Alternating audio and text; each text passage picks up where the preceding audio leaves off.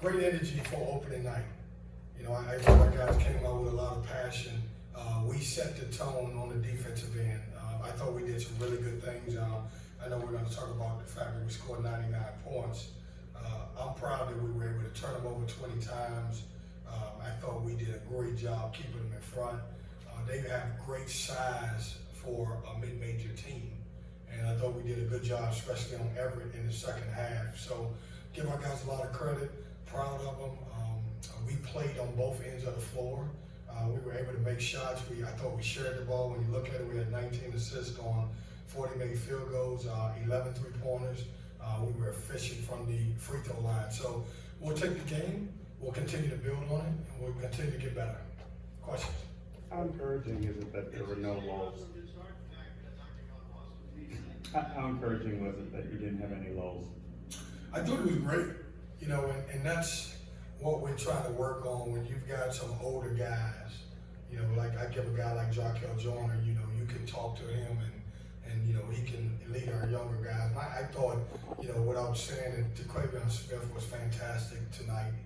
You know, he did a great job, very efficient, made some really good plays, but he played on both ends of the floor. But it was good that we didn't have those 2 or 3 minute times where we didn't score. There's nothing against last year's team. It just looked like this year's team just played with a lot of fun out there. They had a good time out there. I mean, is that what you saw too? Well, I thought last year's team played hard. We just were limited. You know, I thought we had fun at times, but this is a good bunch. They bonded, you know, both on and off the court. And we're going to be a continual work in progress. We'll continue to get better. This is one game, but if you told me I could play one game and try to build on something, we'll continue to do that. What's the significance of just playing so well in game one after everything you guys went through? I thought it was great. You know, this is the toughest game, in my opinion, in college, the first game of the year. I don't care who it is around the country, it's so tough no matter who you're playing against because you just don't know. And you know, you want to get off to a good start, which we did. I thought we played well, which is great, but you can't say that for everybody. So it's tough, and I've been on the other side of it at the first game where we were able to squeak away with a win, but we didn't play well. I thought everything went as we planned tonight. Talked a lot about the bigs, obviously coming in and being a little bit more offensive so far this season. What were your thoughts on Deshaun and DJ Burns and the way that they played tonight? Man, they were great. You know, I usually tune the crowd out because I'm locked into it. Boy, when DJ came in and made those baskets, you could just hear everybody like, whoa, here we go now. And so those guys were tremendous. You know, I consider both of those guys starters. I think between the two of them, I think we had 18 points and 14 rebounds. You know, DJ Burns had 9 of them. And so they played well. We have 2 guys that we feel like we can throw the ball inside and score.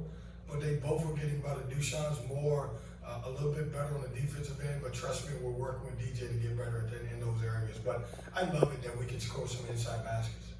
DJ was really fighting for some rebounds there too. What were your thoughts on especially that one that he laid out for early on? Corey, what makes those 2 guys good is their competition in practice is unbelievable. Like they really know. Half of the time they're fouling each other every day. But at the end of the day, they really make each other better. And you know, DJ's playing hard. I'm proud of him because one of the knocks on him is that he couldn't rebound the basketball. He can score. I thought he did a good job defensively and rebounding the basketball. Coach, talk to us about how Jarkel Joyner played, set a new career high for assists with 8. What's he mean to this team? It's when you have a veteran guard in college basketball, it goes a long ways. And you know, I know we talked about, you know, what Jarkel did tonight. He had 18 and 8 and only 2 turnovers as much as he had the basketball, but he just works so hard. You know, he puts so much work in every day, and he'll drag someone into the gym tomorrow. Like, we're off. I don't get to see him, but I guarantee you Jarkel Joyner will be one of those guys probably in the gym with somebody else working on his game. So to have a veteran guy who could, the players respect and plays hard on every possession. You're talking about an older guy that will pick you up full court and everybody behind him lead. So I'm proud of him. Along those lines, Coach, the transfers, there's some urgency to their season this year. Do you think that'll filter down to the other guys too as the season goes on and maybe help them motivate those guys as well, possibly? Yeah, you know, this is a confident bunch. And you know, we're gonna have a lot lot of success, we're gonna have some ups and downs. But at the end of the day, I think because they're veterans, we won't stay in that moment for a long time. I think those guys are able to fight through some adversity and everything else. And, you know, it's good to have older guys. You know, college basketball it's been proven that if you got older guys, you have a lot more success. And we just happen to have some veteran guys this year. Coach, it's just one game, but it's obvious that Joyner and Smith really gel together. They combined for 44 points, 13 assists. How good do you think this backcourt can be? I think it's a talented backcourt. You know, we had similar numbers when you look at the way Sebron and the Maverick, we didn't have a bunch of guys around them to contribute. You know, the next leading scorer was Jericho. With this bunch, those two guys really feed off each other. I can move either one of them to the 1 and 2. We're playing Jaquavion a little bit more at 1 at times. But they both have a supporting cast where they don't have to take so many bad shots. And I think that's what helps them. They have gelled. I give a lot of credit to Jarkel, who's coming in, who's a guy who's coming in who was the point guard of his own team in the SEC and kind of embraced a young man that he knows is going to take shots. And he's been good for Jaquavion. You have an update on Greg Gant?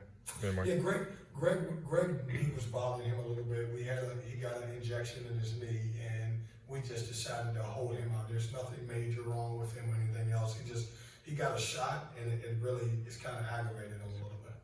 And he got the shot on Saturday after the game, and it's kind of been really sore on him. Any chance we see him in the Campbell game? I hope so.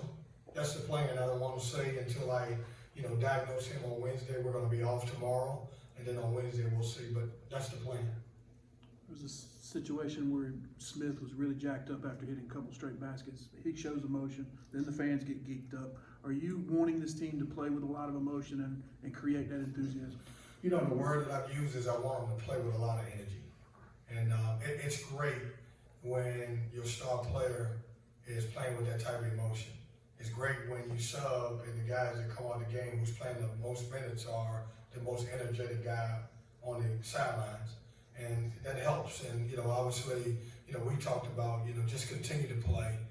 We this year's team, we want to block out as much noise as we get or hear and just lock into the locker room and continue to get better.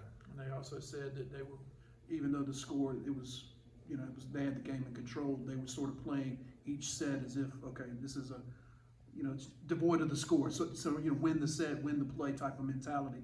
How happy does that make you feel? Yeah, we talk about winning the 4-minute segment. Every time we go into a timeout, let's win the 4-minute segment. At halftime, when you have such a big lead, I think we were up 28. And sometimes they're still kids, and it's hard to maintain and to play at a high level when you got so much of a bigger lead. So we talked about, hey, play like a scrimmage. I wanted to be 0-0. Let's figure out how we can win the half. And I thought our guys did a good job in the second half. I thought we came out, the first 2 or 3 minutes of the second half, did some really good stuff. They scored a little bit, and then we kind of locked in. Thanks, Coach. Thank